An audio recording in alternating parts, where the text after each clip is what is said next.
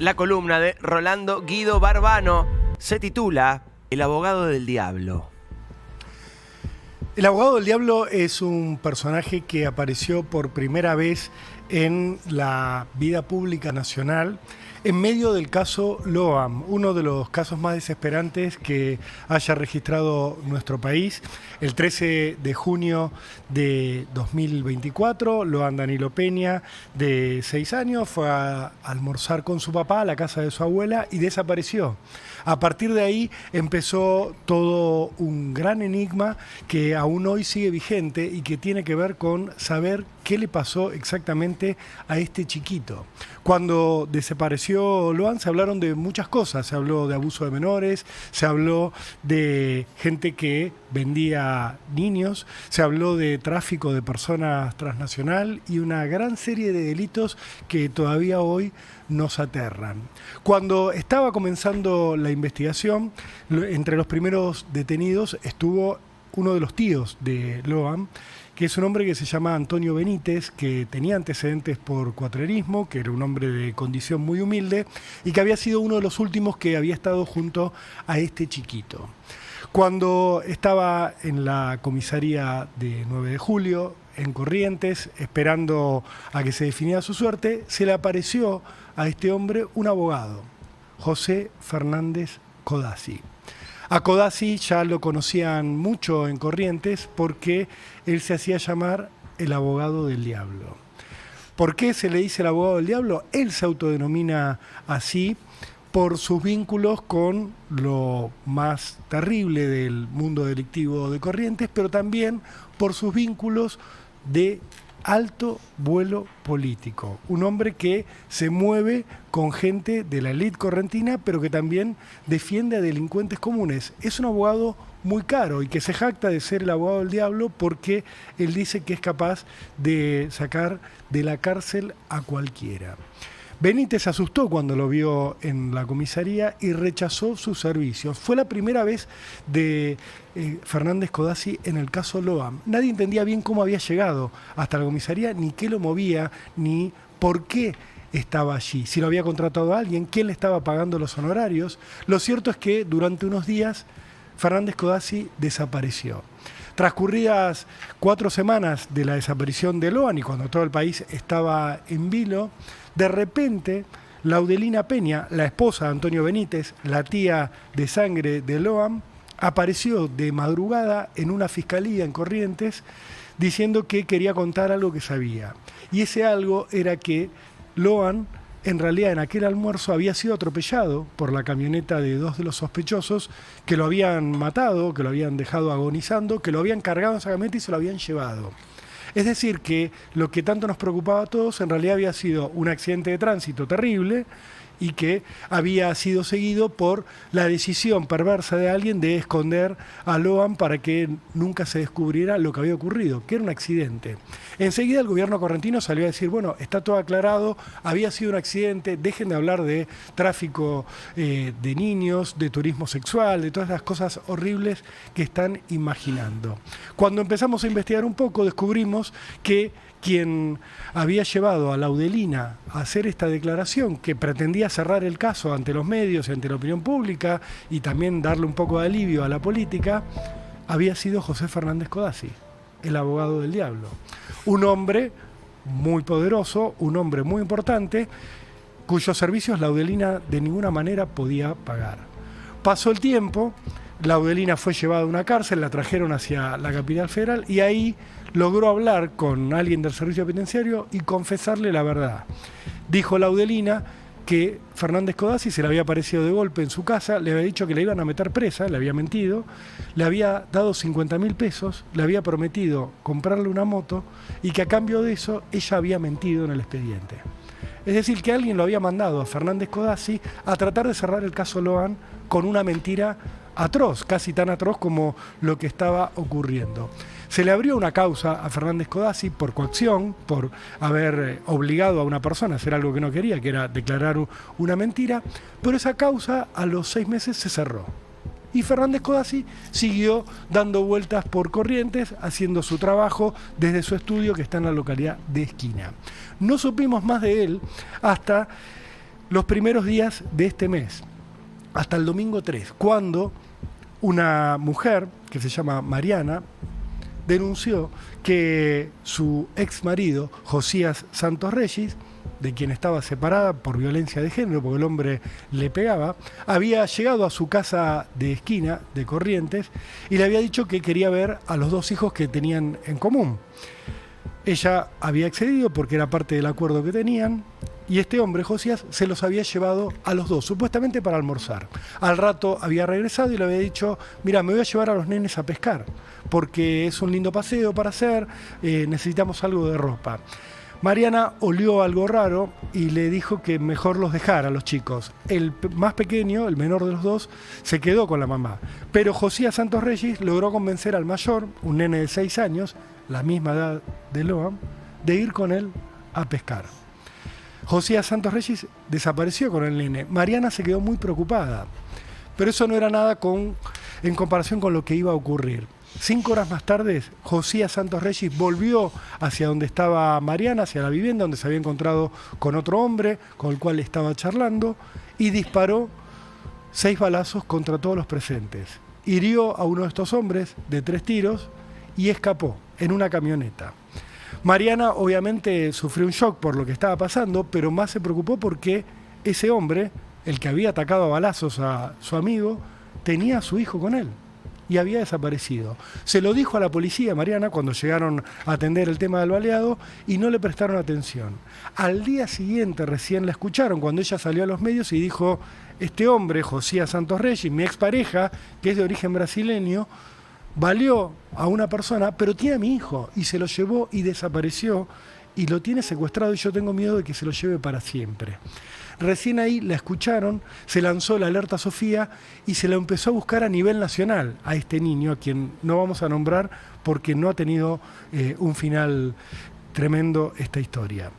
¿Qué pasó a partir de ahí? Todo el país se puso a buscarlo, Migraciones comenzó a buscarlo, se empezaron a rastrear cámaras de seguridad y así se descubrió que Josías Santos Reyes, luego de balear a este hombre, llevándose a su hijo con él, se había subido a una camioneta y con esa camioneta había escapado.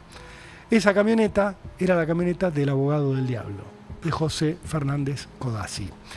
La búsqueda ahí se centró en este abogado, lograron ubicarlo, le secuestraron la camioneta, fueron los perros a levantar rastros, confirmaron que el nene que estábamos buscando había estado adentro de la camioneta. Este hombre, el abogado Codazzi, rápidamente dijo: no, yo a Josías lo conozco porque fue cliente mío, me dijo que tenía unos problemas, yo lo ayudé a ir hacia la zona de Goya, también en Corrientes, y lo dejé ahí con el nene. 12 horas después, por suerte, un puestero en un campo los encontró a Josías Santos Reyes y a su hijo, que por suerte y contra todo lo que se temía, estaba vivo y estaba ileso, más allá de que había pasado hambre y una situación terrorífica. Josías Santos Reyes fue preso por el secuestro de su propio hijo, pero también fue detenido José Fernández Codazzi, quien en este momento está en un penal y está bajo investigación. La aparición de Fernández Codazzi en este segundo episodio, 2 años después de la desaparición de Loan, que todavía no se resolvió, y tan inexplicable como la anterior, abre la puerta a que hoy estemos enfrentándonos a la posibilidad de que en Corrientes haya una red de trata de niños. Que lo que haya pasado con Loan haya sido lo mismo que intentó hacer este abogado con este chiquito, que es sacarlo de su familia y llevarlo fuera del país para entregarlo a alguna organización delictiva aún más grande, para quien sabe uno qué es lo que hacen con estos chicos.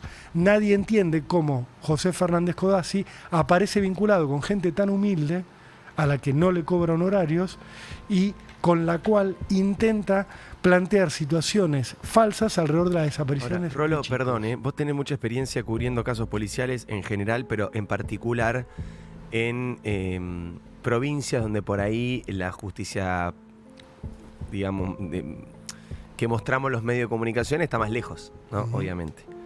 Ahora, ¿cómo puede consagrarse un nivel de impunidad tan alto para un abogado que todo el mundo sabe cómo se llama, dónde opera, de qué manera, intervino en uno de los casos nacionales más brutales de los últimos años en la Argentina, ¿cómo puede ser tan impune? La única respuesta tiene que ver con el poder. Porque cuando uno revisa los antecedentes del abogado del diablo, se encuentra que tiene fotos con políticos de distintos partidos, gente muy poderosa que ha ocupado altos cargos en el Poder Ejecutivo de Corrientes, en la legislatura correntina. Es un hombre del poder, lo cual en principio explica la impunidad. Ahora, cuando hablamos de redes de trata, de redes que secuestran a mujeres con fines de explotación sexual o con fines de explotación laboral o a niños, siempre en la teoría nos dicen, bueno, cuando ocurren este tipo de situaciones, siempre está metido el poder político, hay organizaciones que tienen contratados abogados, contadores, policías cómplices, jueces y fiscales, y esto es lo que parece estar saliendo a la luz en Corrientes. Es algo que nadie quiere que se hable mucho, porque obviamente hay temor en Corrientes de que se vincule a la provincia con un delito, cuando es una provincia que tiene obviamente toda una actividad legal, lícita y gente buena y trabajadora, pero que evidentemente tiene un problema que nadie está queriendo resolver. Si a Loan se lo llevaron y aún hoy, que estamos a semanas de que empiece el juicio oral por su desaparición, no sabemos qué le pasó, a dónde se lo llevaron, no sabemos siquiera si Loan está vivo o muerto. ¿Cómo puede ser que ocurra un nuevo caso en la misma provincia con un chico y con un mismo protagonista, con un mismo abogado que aparece para tratar de resolver situaciones a donde en apariencia nadie lo llamó? Y el juicio oral por la desaparición de Loan, por supuesto que celebramos que se celebre, pero no tienen una puta prueba de nada, no saben nada. No, el juicio por la desaparición de Loan va a terminar tarde o temprano en un escándalo. ¿Por qué? Porque no tienen claro ni siquiera nada. ¿Qué pudo haber pasado el día de la desaparición? O sea, si a Loan lo mataron en la casa donde estaba o se lo llevaron vivo a otro lado, si es parte de una red de trata lo que ocurrió, o si alguien lo entregó en adopción, o si alguien lo entregó a una red de explotación sexual. No se sabe absolutamente nada. Los acusados están todos callados, esperando el juicio en prisión. Entre ellos está Laudelina, la tía, que apareció mintiendo de la mano de este abogado y que luego dijo me pagaron para que mintiera, pero nunca dijo cuál era la verdad. Hay sospechas sobre todos los que están, pero no hay una hipótesis firme sobre lo que pasó, y sí hay desde un comienzo la intención de que esto se cierre como a Loan lo atropellaron, Loan se murió, esto es un accidente y aquí no ha pasado nada. Vamos a ver qué pasa, pero lo más probable es que terminemos sin una explicación satisfactoria. Y cuando no hay una explicación satisfactoria de un caso tan grave, se vuelve a repetir, porque la matriz sigue intacta. La impunidad lo que te da es repetición. No es casualidad que se llegue hacia este juicio. Se llega hacia este juicio por gente como este abogado y por gente como la que está atrás de este abogado, que no es que lo permite, lo fomenta, lo genera este espacio de impunidad. Sí. Si bien es otro caso, yo me acuerdo cuando vos que lo estuviste cubriendo muy de cerca en Catamarca, el caso María Soledad, lo que terminó pasando fue que salió a la luz una podredumbre descomunal, una trama de corrupción, de poder político, de poder policial, de poder económico, que estaba inundando toda la provincia, los famosos hijos del poder, y eso saltó por el aire, se hablaba en todos los medios todos los días, periodistas como vos que cubrían el caso día a día, y saltaron un par, pero los que gobernaban siguieron gobernando 20 años más. Por supuesto. Porque... O sea, y es el escándalo policial provincial más importante de la historia argentina, tal vez. Sí. Y el que más consecuencias tuvo, y el que más gente terminó con condena. Sin embargo, los poderosos de esa historia siguieron el poder 20 años más. Sí. Entonces, la verdad es que la esperanza es muy chica, muy poca. Genera una frustración muy grande escuchar estas cosas. Sí, porque cuando nos pasan estas cosas, nos asomamos a que hay una realidad paralela a esa en la que vivimos, donde hay tipos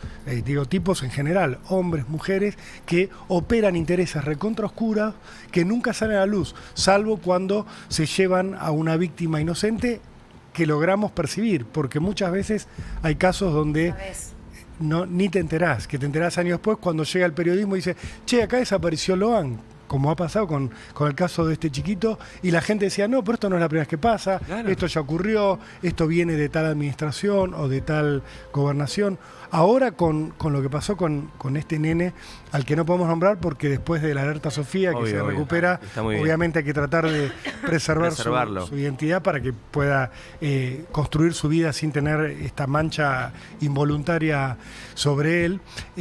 Dijimos, che, pero entonces todo lo que pasó con Loan no sirvió para nada.